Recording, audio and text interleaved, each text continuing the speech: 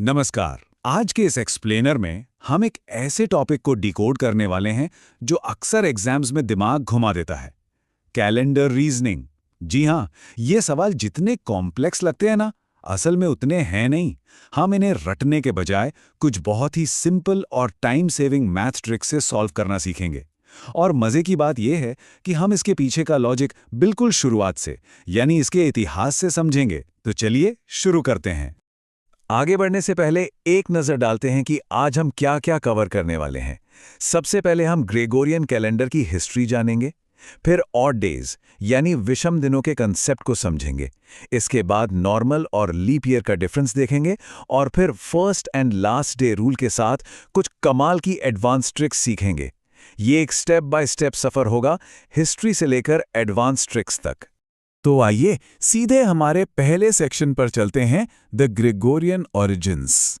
अब जो कैलेंडर आज हमारे घरों में टंगा है वो हमेशा से ऐसा नहीं था। पहले जूलियन कैलेंडर चला करता था, जिसे जूलियस सीजर ने बनाया था, लेकिन उसमें काफ़ी कमियां थी। फिर एंट्री होती है 1582 की, जब पोप ग्रेगरी 8वें ने ग्रेगोरियन कैलेंडर दुनिया के सामने रखा। और यही वो सुपरहिट सिस्टम है जिसे हम आज 2026 में भी फॉलो कर रहे हैं। इस टाइमलाइन को दो मेन हिस्सों में बांटा गया, ईसा पूर्व यानी बीसी और उसके बाद का समय यानी एडी। अब यहाँ एक बहुत ही कॉमन गलतफहमी है जिस पर बात करना जरूरी है। एडी का मतलब, बहुत से लोग सोचते हैं कि एडी का मतलब आफ्टर डेथ यानी मृत्यु के बाद होता है, लेकिन नहीं, बिल्कुल नहीं।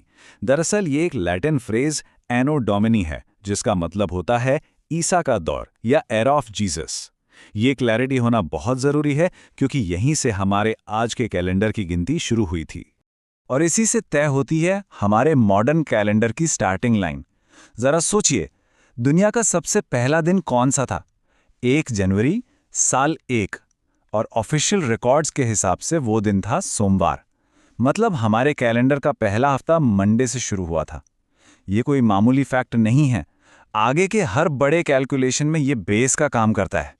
चलिए अब इतिहास से थोड़ा आगे बढ़ते हैं और सेक्शन 2 की तरफ चलते हैं, डिकोडिंग ऑड डेज। ये ऑड डेज या विषम दिन, आखिर ये भला क्या है? देखा जाए तो कैलेंडर का कोई भी सवाल इसके बिना सॉल्व नहीं हो सकता। सिंपल वर्ड्स में कहें तो ऑड डेज का मतलब है रिमाइंडर यानी शेषफल। जब भी आप कुछ टोटल दिनों को एक स्टैंडर्ड हफ्ते के 7 दिनों से डिवाइड करते हैं तो जो दिन बच जाते हैं बस वही हमारे ऑड डेज होते हैं। इसे कैलकुलेट करने का तरीका एकदम सीधा सा है। सबसे पहले टोटल दिन लीजिए, उसे 7 से डिवाइड कर दीजिए। डिवाइड करने पर जो कोशेंट या भागफल आएगा वो बताएगा कि उस टाइम फ्रेम में कितने पूरे हफ्ते हैं, और जो आखिर में रिमाइंडर बच जाए वही आपका ऑड डे है। यही वो मैजिक नंबर है जो एग्जाम्स में आपकी नैया पार लगाएगा। चलिए इसे कुछ एग्जाम्पल से समझते हैं। मान लीजिए 15 दिन है, 7 से डिवाइड किया तो 2 पूरे हफ्ते निकले और एक ऑड डे बच गया। अगर 48 दिन है तो 6 हफ्ते और 6 ऑड डेज। 100 दिन हुए तो 14 हफ्ते और 2 ऑड डेज बचेंगे। और सबसे ज़रूरी 365 डेज यानी पूरे एक साल में 52 हफ्ते होते हैं और ठीक एक ऑड डे बचता है। ये पैटर्न हर जगह काम करता है। अब बेसिक्स क्लियर हो गए हैं तो सेक्शन 3 पर आते हैं, नॉर्मल वर्सेस लीप ईयर। ये एक छोटा सा ट्विस्ट है जो हमारे कैलकुलेशंस को पूरी तरह से बदल देता है। नॉर्मल और लीप ईयर का डिफरेंस हम बचपन से सुनते आ रहे हैं। नॉर्मल ईयर में 365 डेज होते हैं, यानी 52 हफ्ते और एक ऑड डे। और हाँ, ये साल 4 से पूरी तरह डिवाइड नहीं होता। वहीं दूसरी तरफ लीप ईयर में 366 डेज होते हैं, यानी 52 हफ्ते और पूरे 2 ऑड डेज। इसे पहचानने का सिंपल रूल यही है कि अगर साल 4 से डिवाइड हो जाए तो वो पक्का लीप ईयर है। लेकिन क्या कभी सोचा है कि ऐसा होता क्यों है? ये एक एक्स्ट्रा दिन आसमान से तो नहीं टपकता। दरअसल एक नॉर्मल साल में सिर्फ 365 दिन नहीं होते, बल्कि 365 दिन और लगभग 6 घंटे होते हैं। पहले साल 6 घंटे बचे, दूसरे साल फिर 6 घंटे, तीसरे साल 6 और चौथे साल तक ये 6-6 घंटे मिलकर पूरे 24 घंटे बन जाते हैं। बस यही 24 घंटे हर चौथे साल में जुड़कर एक लीप ईयर बना देते हैं। है ना कमाल का लॉजिक? अब इस लॉजिक से आगे बढ़ते हुए हम पहुंच गए हैं सेक्शन 4 पर, first and last day rule. ये कैलेंडर की सिमेट्री का एक बेहद खूबसूरत और लॉजिकल रूल है। रूल ये कहता है कि किसी भी नॉर्मल साल में जो दिन 1 जनवरी को होगा, बिल्कुल वही दिन 31 दिसंबर को भी होगा।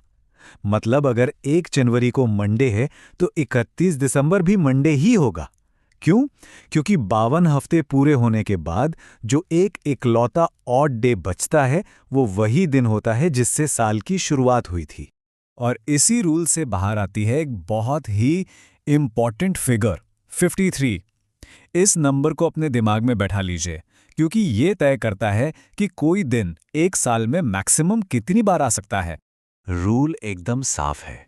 किसी भी नॉर्मल ईयर में साल का पहला दिन हमेशा 53 बार आता है, क्योंकि 52 हफ्तों की साइकिल में हर दिन 52 बार तो आता ही है, लेकिन वो जो एक एक्स्ट्रा ऑड डे है ना, वो साल के पहले दिन को 53वीं बार ले आता है।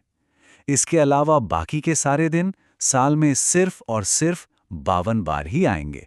ये रूल पत्थर की लकीर है। तो चलिए फाइनली आते हैं हमारे आखिरी और सबसे मजेदार सेक्शन पर, एडवांस्ड एप्लीकेशन ट्रिक्स। अब वक्त आ गया है इन सारे रूल्स को अप्लाई करने का। इमेजिन कीजिए एग्जाम में ये सवाल आता है, अगर एक नॉर्मल ईयर संडे से शुरू होता है तो उसी साल के 31 दिसंबर को कौन सा दिन होगा? क्या इसमें कैलकुलेट करने की कोई भी जरूरत है? बिल्कुल भी नहीं। आंसर है संडे। बस पहला दिन बराबर आखिरी दिन वाला रूल लगाया और बिना पेन उठाए 1 सेकंड में जवाब तैयार। यही तो इन ट्रिक्स का असली फायदा है। अच्छा, अब इसे थोड़ा और ट्रिकी बनाते हैं। सवाल है, अगर एक नॉर्मल ईयर का चौथा दिन मंडे है तो उस पूरे साल में कुल कितने संडे होंगे? अब यहां हमारे बेसिक रूल्स का असली टेस्ट होगा। इसे स्टेप बाय स्टेप डिकोड करते हैं। सबसे पहले हमें रिवर्स गियर लगाकर पहले दिन तक पहुंचना होगा। अगर चौथा दिन मंडे है तो तीसरा संडे होगा, दूसरा सैटरडे और पहला दिन होगा फ्राइडे। अब हमारा रूल क्या कहता है? रूल कहता है कि सिर्फ पहला दिन यानी फ्राइडे ही 53 बार आएगा, बाकी संडे सहित कोई भी दिन हो वो सिर्फ 52 बार ही आएगा। तो हमारा फाइनल आंसर क्या हुआ? 52। जी हाँ, इस केस में पूरे साल में केवल 52 संडेज ही हो सकते हैं। देखा आपने, बेसिक्स क्लियर हों तो कितने भी घुमावदार सवाल को आप छोटे छोटे लॉजिकल स्टेप्स में तोड़कर सेकंड्स में सॉल्व कर सकते हैं। अब आज के इस एक्सप्लेनर को खत्म करने से पहले मैं आपके लिए एक सोचने वाली बात छोड़कर जा रहा हूं। अगर हमारा पूरा कैलेंडर इतने परफेक्ट और सटीक मैथ पर चलता है तो फिर फरवरी के महीने के साथ क्या दिक्कत है? उसमें 30 या 31 के बजाय सिर्फ 28 या 29 दिन ही क्यों होते हैं? इसके पीछे इतिहास और एस्ट्रोनॉमी का एक बहुत ही दिलचस्प राज छिपा है। इस पर थोड़ा रिसर्च जरूर कीजिएगा, आपको बहुत मजा आएगा। आज हमारे साथ इस लॉजिकल सफर पर चलने के लिए बहुत बहुत शुक्रिया। वीडियो को लाइक करें, चैनल को सब्सक्राइब करें। वीडियो अच्छा लगा हो तो कमेंट जरूर करें। धन्यवाद। जय हिंद, जय भारत।